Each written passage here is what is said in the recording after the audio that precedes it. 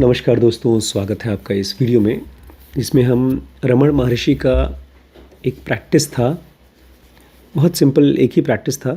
उसको कहा करते थे हु एम आई, मैं कौन हूँ। तो इस प्रैक्टिस को मैं चाहता हूँ आज मैं करवाऊँ आपसे, एक्चुअली कराऊँ। कैमरे पे कराना थोड़ा मुश्किल होगा, लेकिन इसको ट्राई करिएगा मेरे साथ। जैसे कृष्णमूर्ति बोला करते थे ना, जब मैं कोई आप लोगों से बातचीत कर रहा हूँ तो मैं बात नहीं कर रहा हूँ, मैं आपको उंगली पकड़ के अपने साथ ले जा रहा हूँ। ध्यान में हम जा रहे हैं, क्योंकि वो जब कृष्णमूर्ति जब कोई चीज़ सोचते थे तो वो ऐसा नहीं है कि कोई पढ़ी पढ़ाई किताबों से आपको कुछ बता देते थे। वो थॉट्स निकालते थे पीछे जाके साइलेंस में, और वहाँ से एक थॉट आया, फिर अगला थॉट और गहराई में जा कर के निकालते थे। तो जैसे जैसे वो गहराई में जा पाते थे वैसे वैसे वो अपने आप को ध्यान में जाता हुआ महसूस करते थे। इनफैक्ट उनकी ज़्यादातर जो किताबें हैं, जैसे कृष्णमूर्तिज़ नोटबुक, वो ध्यान का ही एक रूप है। जिन्होंने ध्यान में एक्सपीरियंस किया वो लिखा। तो हम भी अगर इसको खाली शब्दों में नहीं समझना चाहते, एक्चुअली जीना चाहते हैं, करना चाहते हैं, तो कर पाएंगे। आमतौर पे हम लोग किताबें पढ़ते हैं, फिर सोचते हैं, फिर ये लगता है कि कभी जब सब मौज मस्ती कर लेंगे, पैसा रुपया कमा लेंगे, 2-3 गाड़ियाँ हो जाएंगी, हर शहर में एक बंगला हो जाएगा हमारा, जब खूब अच्छे से सक्सेसफुल हो जाएंगे, उसके बाद फिर ध्यान करेंगे। बट वो दिन कभी नहीं आएगा, क्योंकि इसके लिए आपको आज का ही दिन है। जो चीज़ आप कल सोचते हैं कि कल करूँगा, वो कभी नहीं आएगा। अभी मेरी बात हुई थी एक बच्चे जो अच्छी खासी नौकरी कर रहा है, 50-55 हज़ार रुपये कमा रहा है महीने का। खाने के नाम पर उसको जो सबसे अच्छा खाना हो सकता है होटलों में वो मिलता है, हेल्थ बेनिफिट मिलता है, ऑफिस में एयर कंडीशनड रूम, कुर्सियाँ, लाख लाख रुपए की कंप्यूटर्स मिलते हैं काम करने के लिए। और खाली इतना नहीं, मैं तो उसके ऑफिस गया था, मैंने देखा इतनी खूबसूरत आराम करने के लिए बेड्स हैं। मुझे लगा काश मेरी भी ऐसी नौकरी होती। तो ये सब होने के बावजूद वो बेचारा बच्चा जब घर पे पहुंचता है तो रात रात भर रोता है, 3 रात से सोया नहीं वो। ऐसे ही ढेर सारे लोग हैं, खाली एक आध आदमी नहीं है, बहुत से लोग हैं ऐसे। और वो इसलिए ऐसा होता है क्योंकि हमने अपने साथ में स्पिरिचुअल बातें सुनना तो सीख लिया है, लेकिन उसको ट्राई नहीं करते, उसको प्रैक्टिस नहीं करते। और इसके पीछे भी मुझे लगता है एक वजह है। हम भले इसको माने ना, लेकिन अंदर अंदर हम यही चीज़ मानते हैं कि ये सब प्रैक्टिस करने से कुछ बहुत जल्दी फ़ायदा नहीं होगा। मैं ध्यान करने बैठता हूँ, 2 मिनट लगता है सोने के लिए, नींद आ जाती है। ऐसा आप सबका एक्सपीरियंस रहा होगा। तो छोड़ दो, जब ध्यान करके कोई फ़ायदा नहीं तो छोड़ दो। इसलिए ये जो प्रैक्टिस है, इसका नाम है हु एम आई, मैं कौन हूँ। और इसमें आपको ध्यान नहीं करना, इसमें आपको विचार करना है, इन्वेस्टिगेट करना है कि मैं कौन हूँ। इसकी शुरुआत एक आदमी रमण से सवाल पूछकर करता है। उसका सवाल है how to control the mind. क्या सवाल है?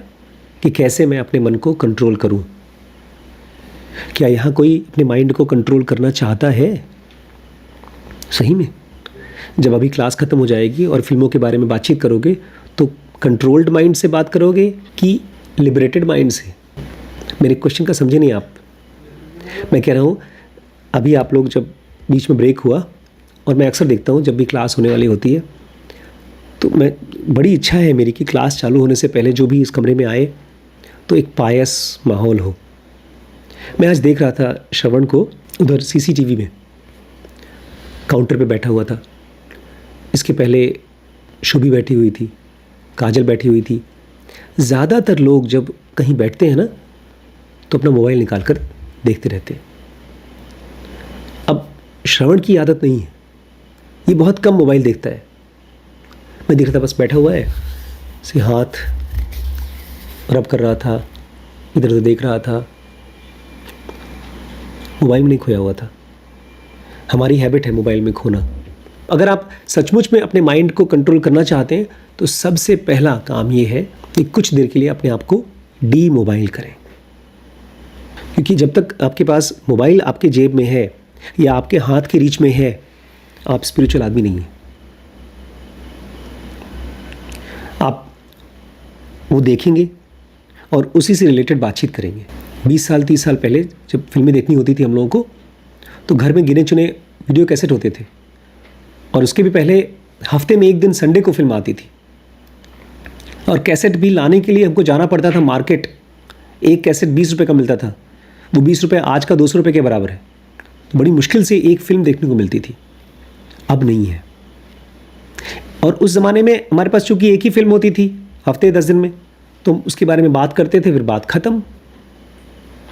अब तो इतनी फिल्में हैं दिन भर में, 5-5 सेकंड की फिल्में हैं इंस्टाग्राम पे, और उसी की बातचीत है। अगर आप रमण की इस प्रैक्टिस को करना चाहते हैं तो सबसे पहले आपको अपने माइंड को फ्री करना होगा ये शॉर्ट फिल्मों से, रील्स से।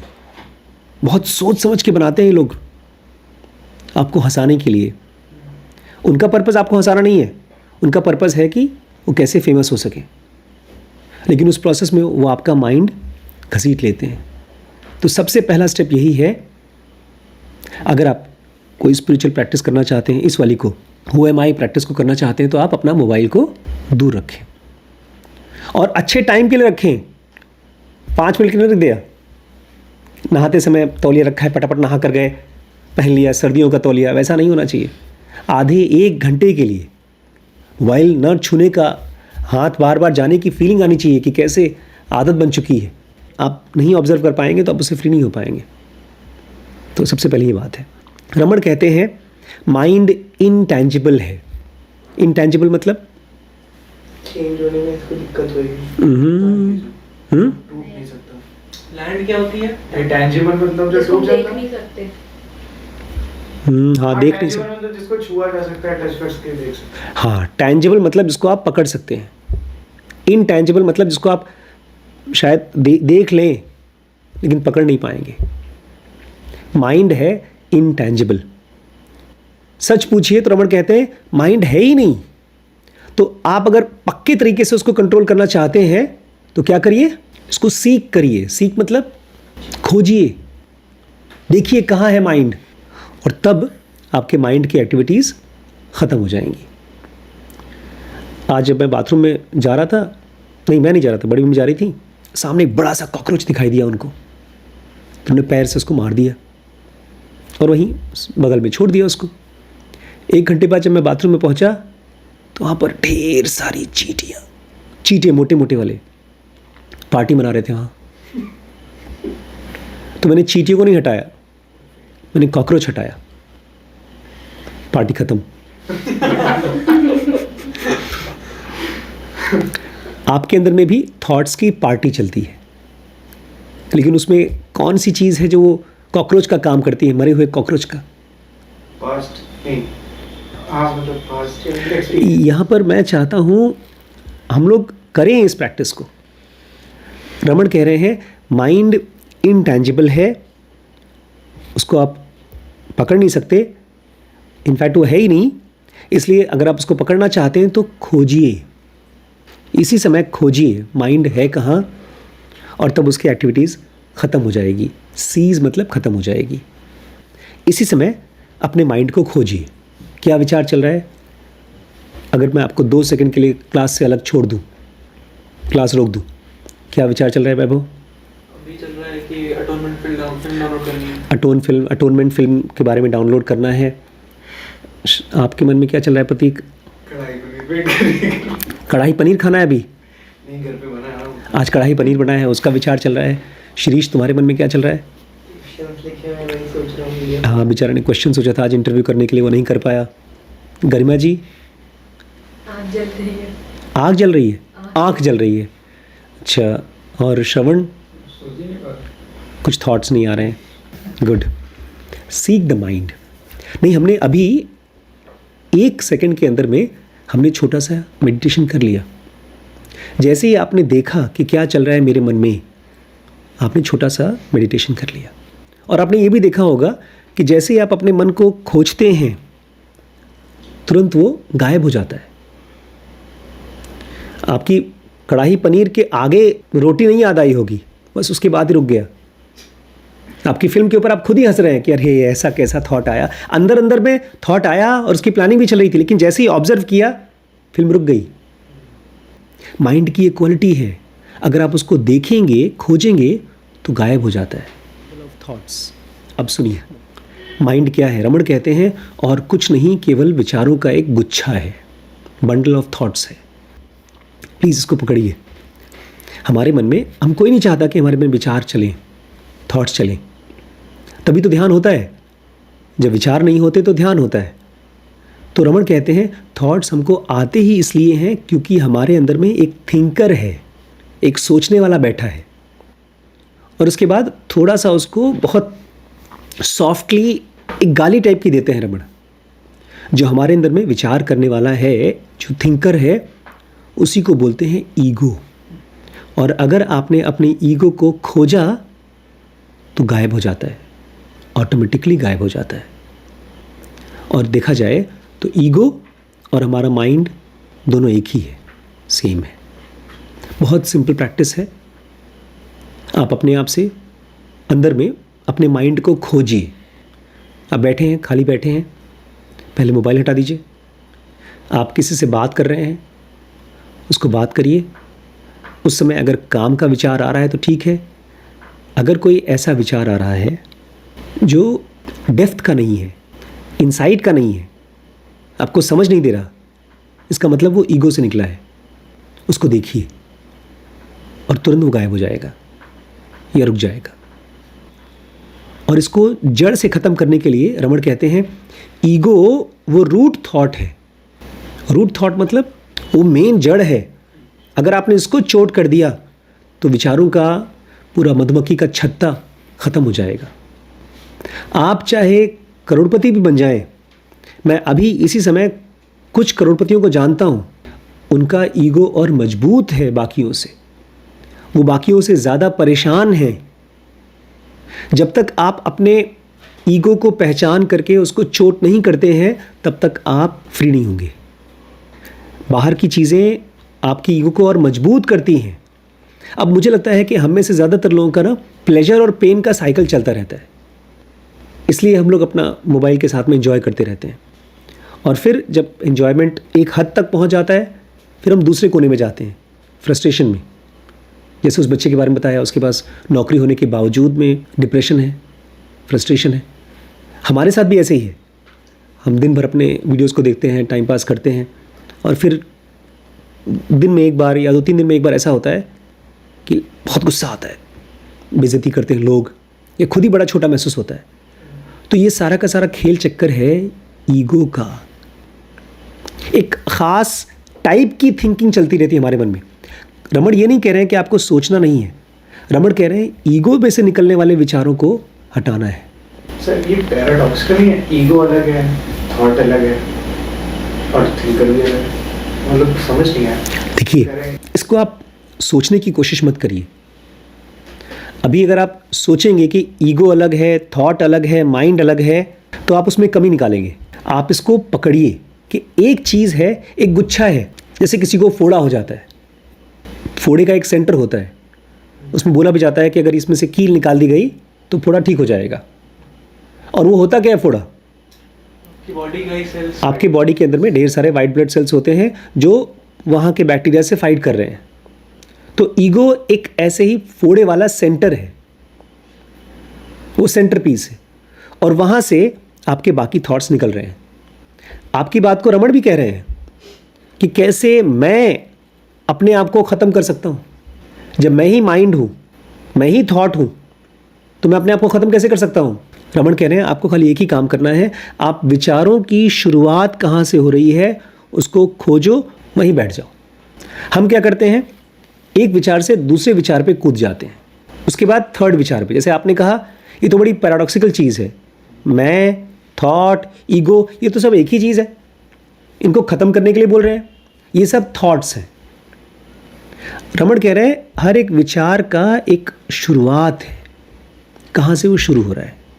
शुरू में आने के लिए कह रहे हैं कि जहाँ पता चला तुरंत रुक जाओ। आप जब अपने एक विचार को देखते हो, जैसे मेरे मन में एक विचार आया कि कैसे ये आदमी मेरे साथ धोखा कर सकता है, एक विचार आया, और ये विचार कोई इंसाइटफुल नहीं है, एक तरह का तकलीफ दिखा रहा है कि मेरे किसी टीम मेंबर ने मेरे को धोखा दिया, तो एक तकलीफ दिखा रहा है। अब अभी जैसे मैं दाढ़ी छू रहा था तो मेरा पहला विचार शुरू हुआ कि कल मैं दाढ़ी बना लेता हूँ। फिर उसके बाद दूसरा विचार आया कि अगर दाढ़ी बना लूँगा तो बाल फूले हुए तो मोटा लगूंगा।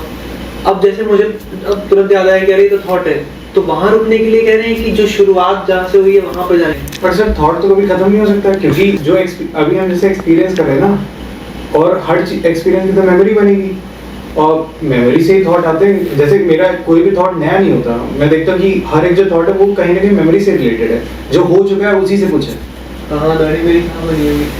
अरे तो दाढ़ी है तभी तो थॉट है ना, देखिए, तो वो तो कभी खत्म नहीं होता। दो टाइप के विचार होते हैं, दो टाइप के विचार होते हैं।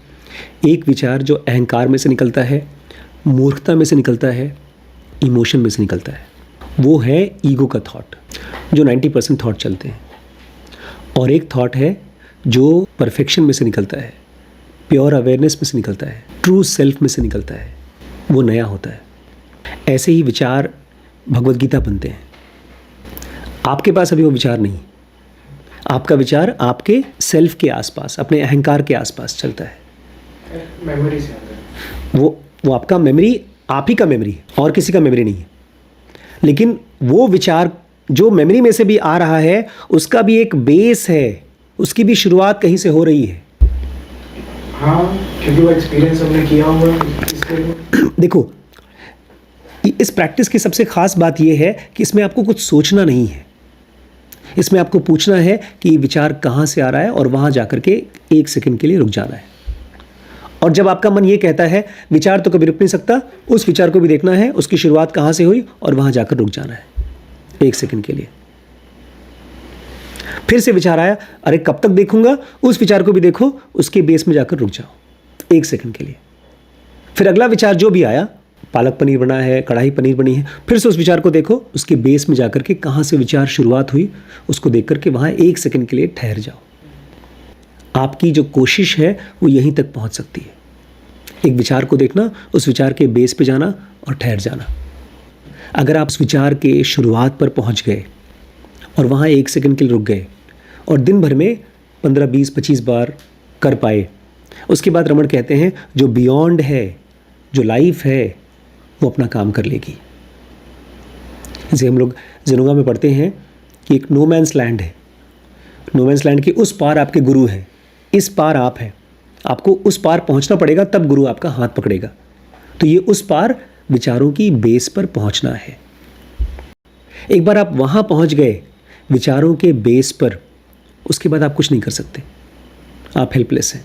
उसके आगे आप कोई एफर्ट से नहीं पहुंच सकते। उसके आगे कहा जाता है गुरु का ग्रेस काम करता है, कृपा, गुरु कृपा।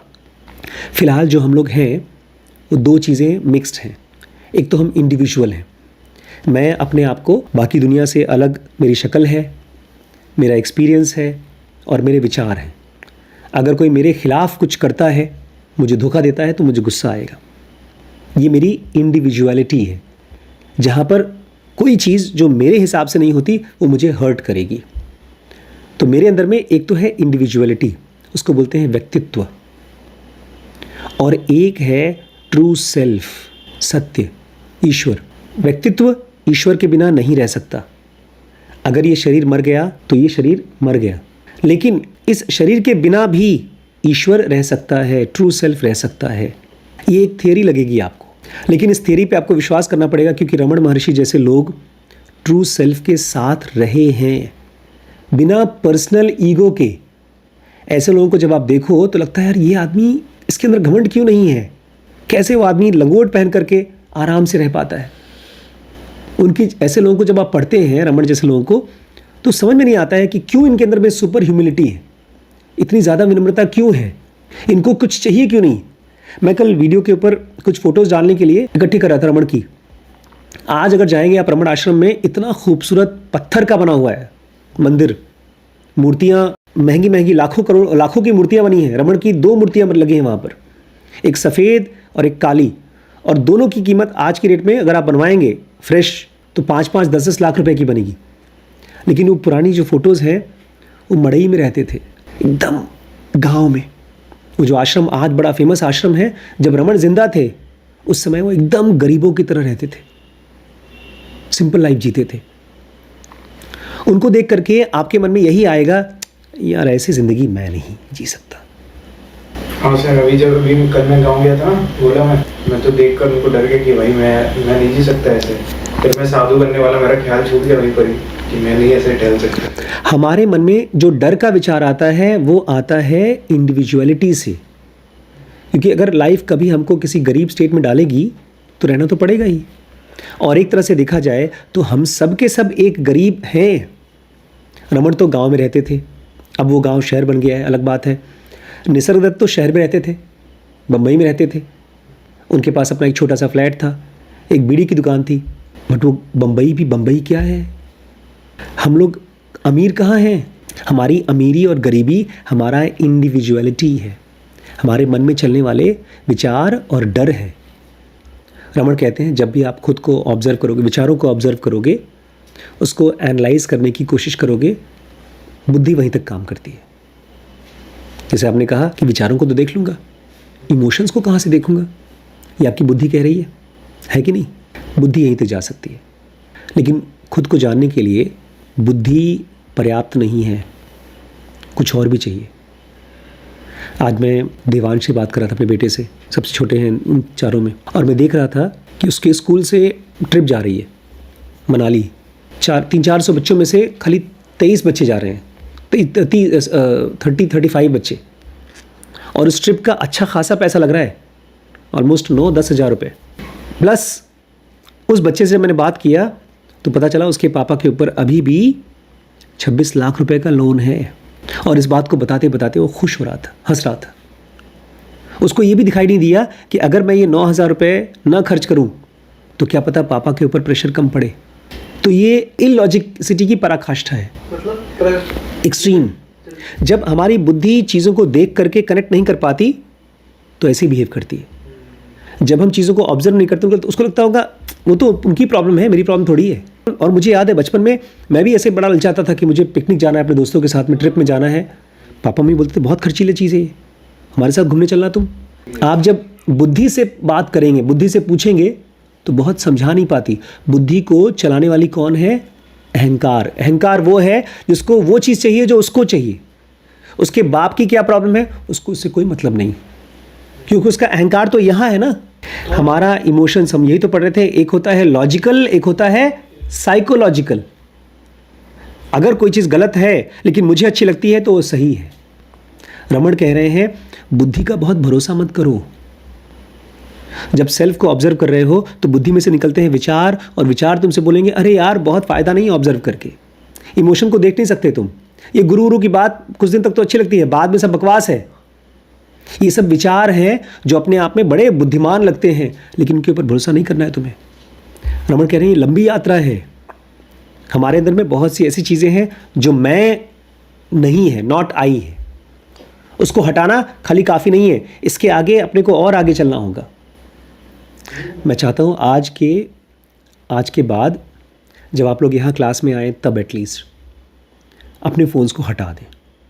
एट द मोस्ट आप कोई किताब उठा सकते हैं, पढ़ सकते हैं। तो अगर हम अपने आप को कुछ देर के लिए फ़ोन से अलग नहीं कर सकते तो क्या मेडिटेशन कर पाएंगे? हम शरीर से अपने आप को अलग करना चाहते हैं, समाधि में जाना चाहते हैं। तो जिस आदमी को लगता है कि नहीं फ़ोन के बिना वो 5 मिनट 10 मिनट 15 मिनट के लिए वेट नहीं कर सकता, वो बाहर ही रहे। वो भले क्लास चालू हो जाए, उसके आधे घंटे बाद जब क्लास ख़त्म होने वाली है तब आए। बिकॉज मैं चाहता हूँ यहाँ पर इस क्लास में, और जब भी हम ज़िनोगीज़ को लेकर आते हैं यहाँ पर ध्यान सीखने के लिए, वो लोग सीरियसली अपने ऊपर काम करें। खाली यहाँ से विचार लेके ना जाएं। विचारों की कोई वैल्यू नहीं है, अपने सेल्फ के पास पहुँच सके। मैंने देखा है, अपने अंदर में देखा है, एक बहुत अच्छी बुक को पढ़ने के लिए मुझे बिना फ़ोन के रहना होता है 15-20 मिनट, आधे घंटे। बिना इंस्टाग्राम के अगर मैं नहीं देखता हूँ उसको, इंस्टाग्राम देखा 10-15 मिनट, आधे घंटे, उसके बाद खोलता हूँ, मुझे कुछ समझ में नहीं आता। इसलिए कृष्णमूर्ति कहते हैं first step is the last step. अगर आपका मन शुरू से ही शांत नहीं है तो आप कोई भी चीज़, गहरी से गहरी चीज़ पढ़ोगे समझ में ही नहीं आएगा। इस प्रैक्टिस को करने के लिए please be away from your best friend, girlfriend, boyfriend, जो भी आपका फ़ोन है, उसको जो भी आप मानते हो, तभी मैं आगे ले चलूँगा आपको। ठीक है, चलो।